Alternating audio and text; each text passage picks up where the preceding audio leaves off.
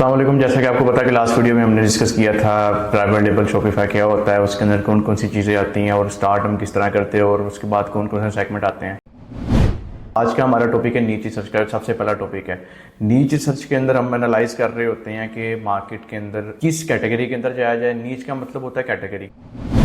आप किस कैटेगरी के अंदर अपनी प्रोडक्ट लॉन्च करना चाह रहे हैं। ई कॉमर्स का मतलब है कि ऑनलाइन सेल करना और नीच फाइंड करने का मतलब है कि किस कैटेगरी के अंदर ऑनलाइन सेल करना। आया कि आप होम एंड किचन के अंदर सेल करना चाह रहे हैं, आप क्लोथिंग के अंदर सेल करना चाह रहे हैं, या आप स्किन केयर के अंदर सेल करना चाह रहे हैं, तो इसे कहते हैं नीच रिसर्च। और नीच रिसर्च क्या डिपेंड करती है आपके इंटरेस्ट के ऊपर भी। फॉर एग्जाम्पल आपको किसी क्लोथिंग का इंटरेस्ट है ही नहीं है और आप क्लोथिंग के अंदर लॉन्च कर रहे हैं, तो आप उसको एक अच्छे लेवल तक नहीं लेके जा सकते। आप फॉर एग्जाम्पल आपको स्किन केयर का इंटरेस्ट नहीं है, आपको आइडिया ही नहीं है, और आप विदाउट रिसर्च के आप एक नीच सेलेक्ट कर लेते हैं कि ये चीज़ अच्छी होगी और आप उसको बाय करके सोर्स करके सेल करने लग पड़ते हैं, तो वो आगे जाके आपके लिए मसला बनेगी। तो जब आपने नीच सिलेक्ट कर रहे हो ना, आपने अपनी पाकिस्तानी मार्केट को देखना है कि पाकिस्तानी मार्केट के अंदर इस नीच के अंदर क्या कंपटीशन है, कितने सेलर्स बैठे हैं, कौन कौन से बड़े बिग ब्रांड्स हैं और उनके अंदर कंपटीशन क्या है। अगर फॉर एग्जांपल, और नीच रिसर्च आपके बजट के ऊपर भी डिपेंड करती है। अगर आपका बजट फॉर एग्जांपल 10 लाख का है, तो 10 लाख के अंदर आप एक क्लोथिंग का पीएल का ब्रांड नहीं स्टार्ट कर सकते।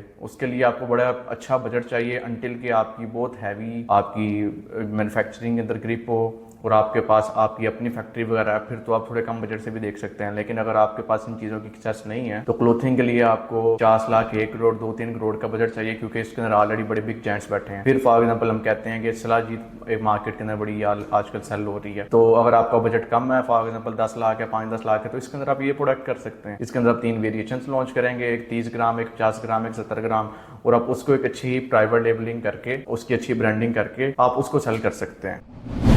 तो ये चीज़ डिपेंड कर रही होती है आपकी नीच सर्च के ऊपर कि आपको कितना प्रॉफिट आएगा, कितना नहीं आएगा, आप कितना स्केल कर रहे हैं। फॉर एग्जांपल, अगर आपने नीचे नहीं अच्छी चूज की, तो आप उसको किस लेवल तक स्केल कर सकते हैं, आपको उसके अंदर आगे जाके इशू आ रहा होगा। और जो दूसरी चीज़ जो नीच सर्च के अंदर सबसे ज़्यादा इंपॉर्टेंट है, वो है कि आपको पता हो अपने कंपाइटर्स का। ठीक है, आप सबसे पहले अगर फॉर एग्जाम्पल आप जा रहे हैं फर्नीचर के अंदर, आप देखेंगे top 10 furniture stores in Pakistan. फिर आप उन 10 स्टोर्स की आप बारी बारी करके फेसबुक एड लाइब्रेरी के ऊपर जाके चेक करेंगे कि वो कौन सी प्रोडक्ट सेल कर रहे हैं और उसके अंदर क्या कंपटीशन है। ठीक है, तो इससे आपको आइडिया होता है कि नीच क्या है और क्या चीज नहीं है। इसके अंदर फिर आपने देखना होता है कि ऑलरेडी मार्केट के अंदर जो आपके कंपाइटर्स हैं किसी एक नीच के अंदर, वो सही चीजें कौन सी कर रही हैं, कौन सी उनकी ब्रांडिंग की चीजें हैं, उनकी मार्केटिंग की चीजें हैं, या उनके यूनिक सेलिंग पॉइंट्स हैं जो कि बड़े अट्रैक्टिव हैं, और कौन कौन सी मिस्टेक्स है जो वो कर रहे हैं। तो जब बात आप नीच फाइनल कर रहे हैं, तो आप पहले ही इस चीज को देख रहे होते हैं कि अच्छा, इस नीच के अंदर ये मसले हैं, अगर मैं इस नीच के अंदर जाता हूँ तो मैं ये जो मेरे कंपाइटर्स गलतियां कर रहे हैं, इसको मैं इंप्रूव करके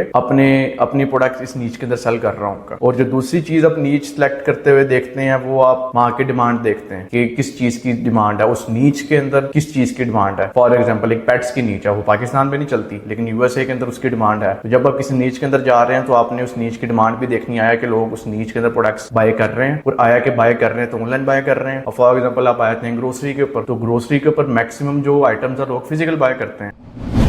उसके अंदर कुछ प्रोडक्ट्स हैं कि जिसको आप अगर अच्छी प्राइवेट लेबलिंग कर लेते हैं और यूनिक सेलिंग पॉइंट बिल्ड कर लेते हैं, तो फिर आप उसको सेल कर सकते हैं। ठीक है, तो ये चीज है।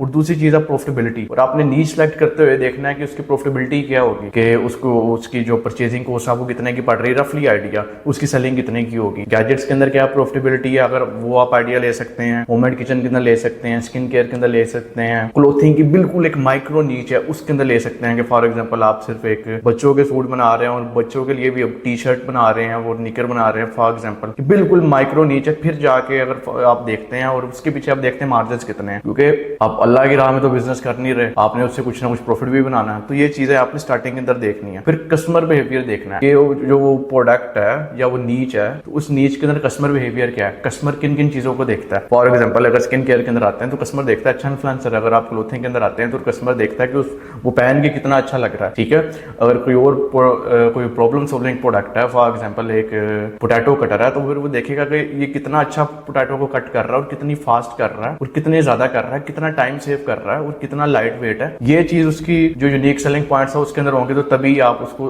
अच्छे लेवल पे सेल कर सकते हैं।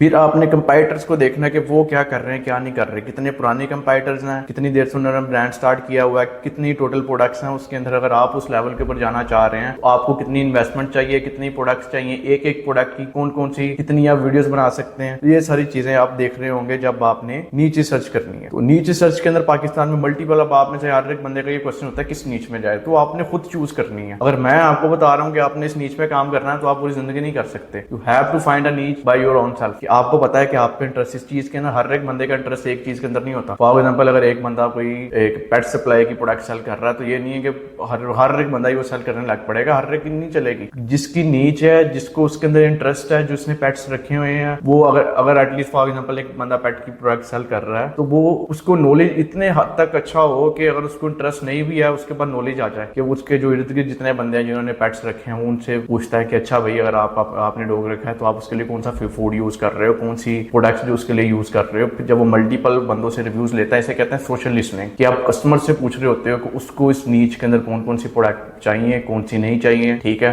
नीच के अंदर टोटल प्रोडक्ट्स कितनी है, बहुत ज्यादा प्रोडक्ट्स होती हैं। तो जब आपने नीच फाइंड करनी है तो इसके अंदर आपने ये देखना है कि इसके अंदर आप स्केलिंग कर सकते हैं, आगे नहीं कर सकते। ये तो नहीं है कि अगर आपने इस तरह की नीच पकड़ ली है जिसका टोटल वॉल्यूम ही बहुत कम है और आप स्केलिंग कर भी लें तो आपको ऐसा भी बहुत बड़ा ब्रांड नहीं बना सकते, तो ये आपके लिए मसला होगा। और इस तरह की भी नीच पकड़नी कि उसको इतनी हैवी नीच है और आपका बजट बहुत कम है, आप एट द एंड लॉस के अंदर चल जाए। तो ये कुछ चीजों को आपने देखना है जब आप नीच फाइंड कर रहे होंगे। और नीच फाइंड करने के बाद जो नेक्स्ट स्टेप आता है वो आता है प्रोडक्ट रिसर्च का। इंशाल्लाह नेक्स्ट वीडियो अब हमारी आएगी प्रोडक्ट रिसर्च के ऊपर आएगी, जिसके अंदर मैं आपको इन डेप्थ बता रहा हूँ कि आप अच्छी ई कॉमर्स की प्रोडक्ट किस तरह सेलेक्ट कर सकते हैं। अगर आपने नीच सेलेक्ट कर ली है, उसकी क्या स्पेसिफिकेशन होनी चाहिए, उसकी क्या रिक्वायरमेंट होनी चाहिए, क्या SOPs होने चाहिए।